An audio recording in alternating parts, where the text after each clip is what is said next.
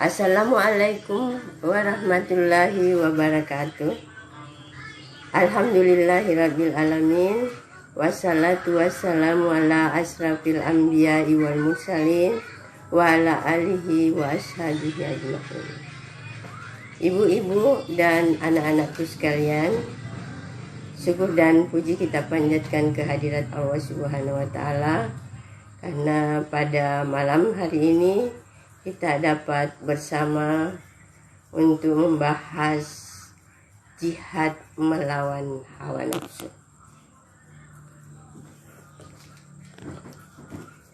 Jihad melawan hawa nafsu karena Rasulullah mengatakan bahwa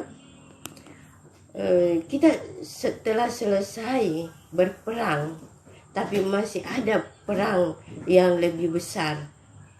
Kata para sahabat, apa itu ya Rasulullah? Yaitu berperang melawan hawa nafsu. Hawa nafsu itu selalu mengajak kita kepada hal-hal keburukan atau yang jahat. Sehingga ketika hawa nafsu itu diciptakan oleh Allah, Allah mengatakan, wahai nafsu, siapa engkau? Lalu nafsu mengatakan, aku adalah aku dan engkau adalah engkau. Nah, ketika itu hawa nafsu itu dihukum, dimasukkan ke dalam neraka yang panas.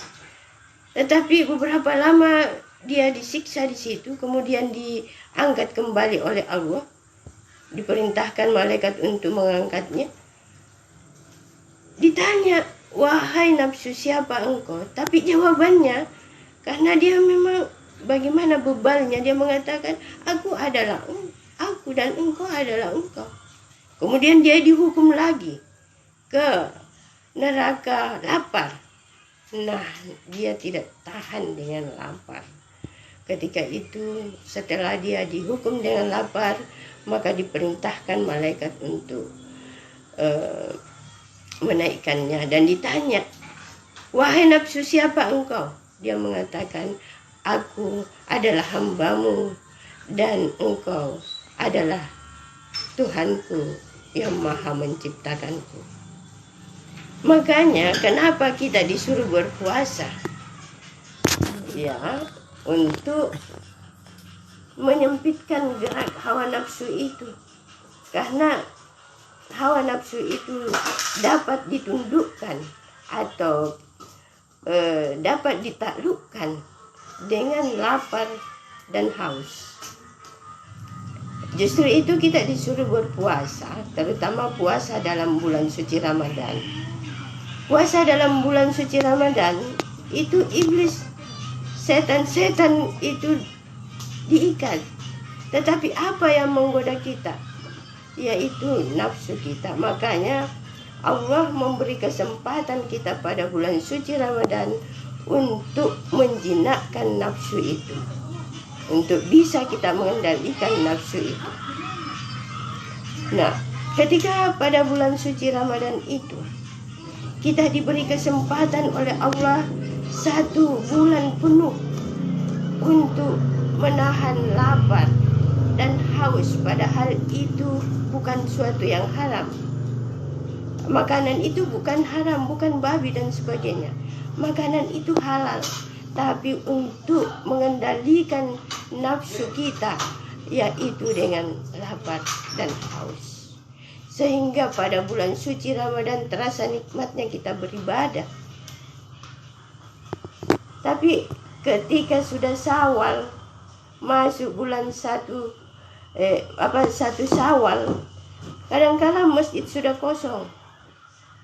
Iya, itulah belum 1 minggu kita kadang-kala dikuasai oleh nafsu kita.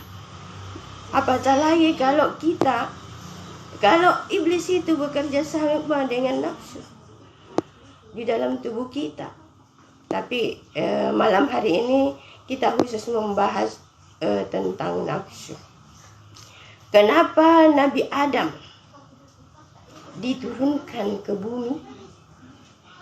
Itu karena dia memang digoda oleh iblis, tetapi karena hawa nafsunya, yang itu hawa nafsu itu kalau dia mempengaruhi kita, dia kontinu secara terus menerus menggoda kita, mempengaruhi kita, sehingga kadangkala kalau kita tidak tawakal kepada Allah, itu betul-betul kita terjerumus.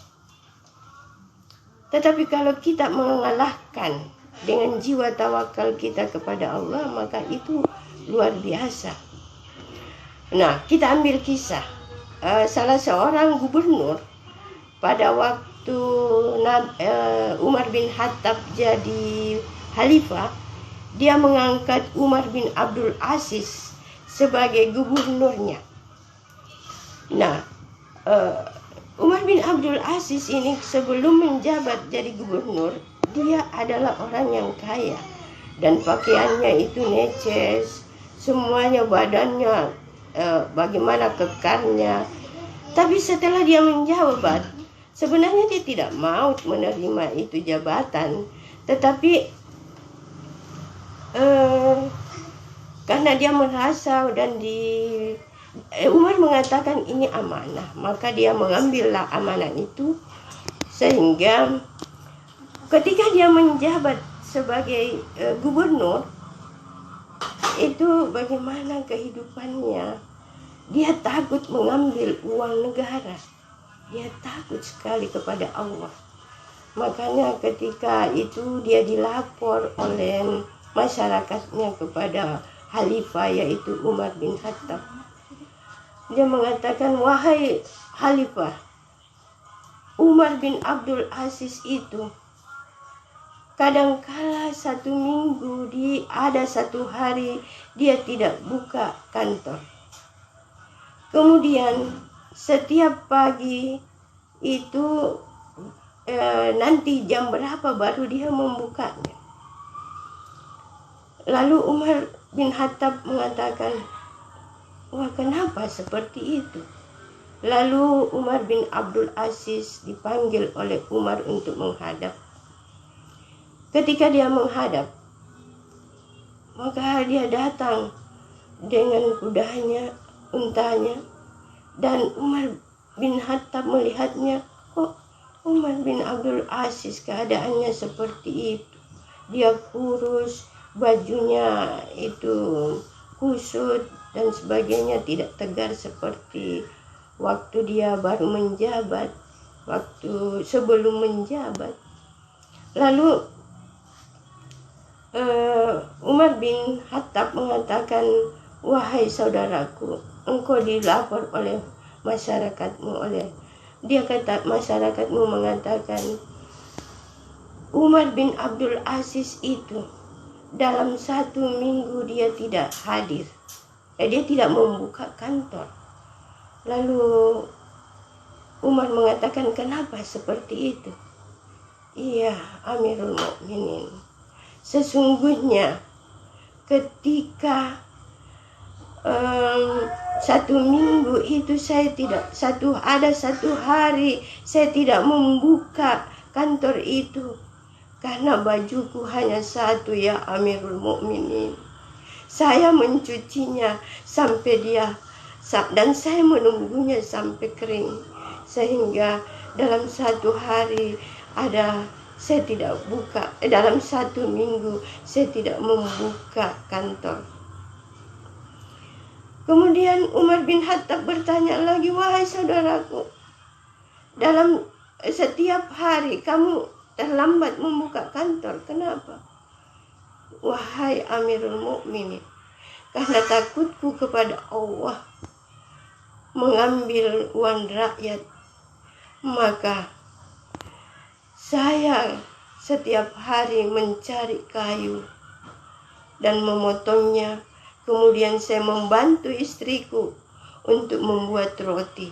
Nanti setelah selesai itu, baru aku membuka kantor. Apa yang terjadi? Umar bin Khattab langsung berdiri dan memeluk saudaranya Umar bin Abdul Aziz itu, dan dia mengatakan, wahai saudaraku, aku tidak salah memilih engkau. Itulah bagaimana ia menahan hawa nafsunya untuk tidak bermegah-megahan. Kemudian kita lihat bagaimana kisah Nabi Yusuf dengan Zulaiha. Zulaiha itu tidak sabar dalam mencintai Nabi Yusuf, sehingga dia tadinya raja menjadi budak, menjadi terhina. Akhirnya dia menjadi wanita yang buta, tua, renta. Dia menjadi terhina lah karena akibat nafsunya itu, nafsu syahwatnya. Kemudian bagaimana Nabi Yusuf? Dia seorang budak tadinya, kemudian dia sabar. Nah, dengan kesabarannya itu dia menjadi raja. Nah, itulah bagaimana Nabi Yusuf dapat menahan nafsunya sehingga ia menjadi mulia dan menjadi raja. Banyak lagi kenapa mengapa Nabi Adam diturunkan ke bumi. Walaupun kita tahu bahwa digoda oleh iblis, tapi kerjasama antara iblis dengan nafsunya, hawa nafsu itu syahwatnya apanya, kemudian dia kan Allah mengatakan, wahai Adam, bersenang-senanglah engkau di dalam surga bersama istrimu, tapi jangan engkau mendekati pohon ini. Tetapi karena nafsu itu juga menginginkan dan kerjasama dengan iblis, maka terjadilah dia mendekati pohon itu dan memakan buahnya. Nah, maka sebenarnya Nabi Adam itu diturunkan ke bumi itu sebagai hukuman. Tadinya dia di dalam surga. Saya kira cukup sekian. Wassalamualaikum warahmatullahi wabarakatuh.